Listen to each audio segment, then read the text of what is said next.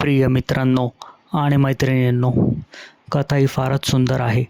आपण ती सुरुवातीपासून शेवटपर्यंत ऐकावी ही विनंती. आपल्याही आयुष्यात अशी काही कथा घडली असेल तर त्याबद्दल कमेंटमध्ये लिहायला विसरू नका.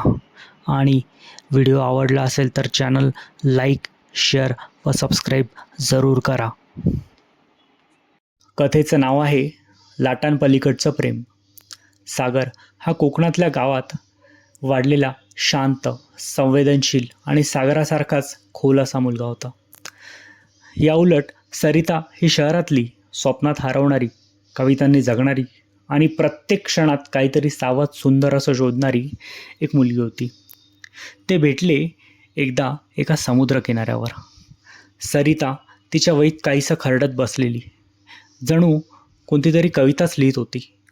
आणि सागर त्याचवेळी फोटो काढत तिच्या आसपास फिरत होता. एक लाट जवळ आली आणि सरिताचं वहीचं पान हलकंसं ओलं झालं.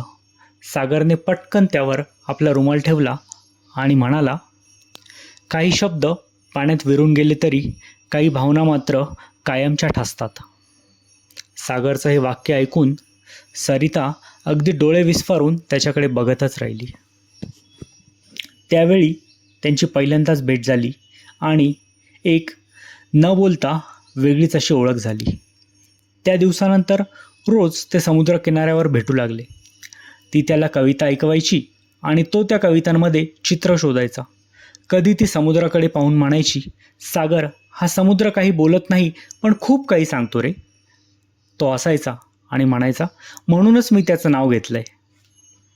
त्या नात्यात अजूनही कुठलं नाव नव्हतं, परंतु आपलेपणा मात्र फार होता आणि नातं दिवसेंदिवस घट्ट होत चाललं होतं.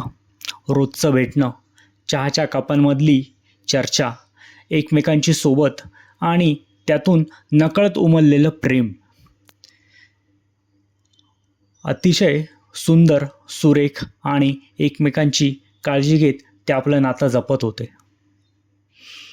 एक दिवस सरिता म्हणाली, माझं करिअर मला परदेशात नेतंय आणि तुझं जग तर इथेच आहे ना सागर.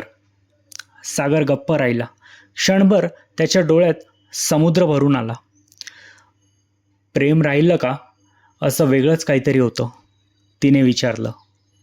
त्यावर सागर शांतपणे म्हणाला, प्रेम वेगळं होत नाही सरिता, ते फक्त आपल्या आयुष्याच्या तीरावर बसून लाटांचा आवाज ऐकू लागतं, शांतपणे, सोबतीशिवाय, पण एकटं नाही. ती गेली.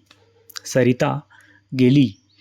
एअरपोर्टवर शेवटचं वळून तिनं पाहिलं आणि सागर फक्त डोळ्यांनीच म्हणाला, पाण्याने घेतलेला शब्द हवा विसरत नाही. आता सागर अजूनही त्याच किनाऱ्यावर येतो. कधी काही लिहितो, कधी फोटो घेतो आणि सरिताची कविता वाचतो. तो समुद्राजवळ बसतो आणि त्याच्या डायरीत लिहितो, सरिता, तू गेलीस पण मी तुझ्या आठवणींच्या किनाऱ्यावर अजूनही तुझी वाट पाहतो. प्रत्येक लाट माझ्यापर्यंत येते आणि परत जाते, जणू तू बोलल्यासारखं, मी जवळ आहे रे, फक्त वेगळ्या तीरावर.